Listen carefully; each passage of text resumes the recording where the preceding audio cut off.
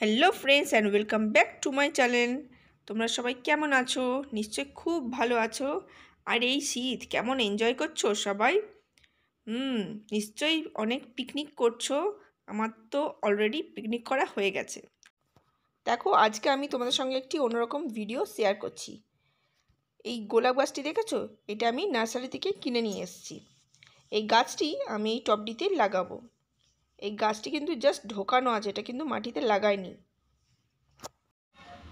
এই দেখো, এই গোলাপ গাছটা আমি আজকে লাগাবো। দেখছো গোলাপ গাছটা এই ছোট্ট গাছ, তার মধ্যে কিন্তু ছোট ছোট ফুলও ধরেছে কয়েকটি। চলো এই গাছটা আমি আজকে লাগাই। তো প্রথমে আমি টবে মাটি দিয়ে দিচ্ছি।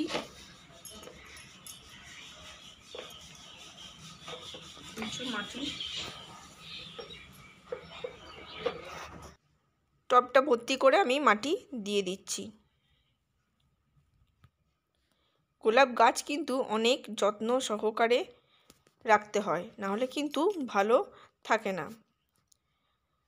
তো দেখো, এই মাটিগুলি আমি একটু ভালো করে একটু সব জায়গায় ছড়িয়ে ছড়িয়ে দিচ্ছি। এরপর আমার মাটি অর্ধেকটা দিয়ে দিচ্ছি। এরপর আমি গাছটি এখানে লাগিয়ে নিচ্ছি।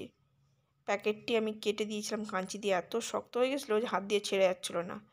এই দেখো গাছটি লাগিয়ে দিলাম। এখানে একটু একটু করে হালকা হালকা করে মাটিগুলো সাইড দিকে ভেঙে দিলাম। একটু জল পেলেই আপনি এগুলো ছেড়ে যায়। এরপর চারিদিকে আবার মাটিটা পুরো দিয়ে দেবো। পুরো সব দিকে ছড়িয়ে ছড়িয়ে মাটিটা দিয়ে দিচ্ছি। দেখো সুন্দর করে, তারপর হাত দিয়ে ভালো করে সব দিকটা গোড়ার মধ্যে ভালো করে দিয়ে দিলাম মাটিটা ছড়িয়ে ছড়িয়ে। গাছের ওপর দিকটা একটু উঁচু করে দেবো। এরপর আমি জল দিয়ে দিচ্ছি।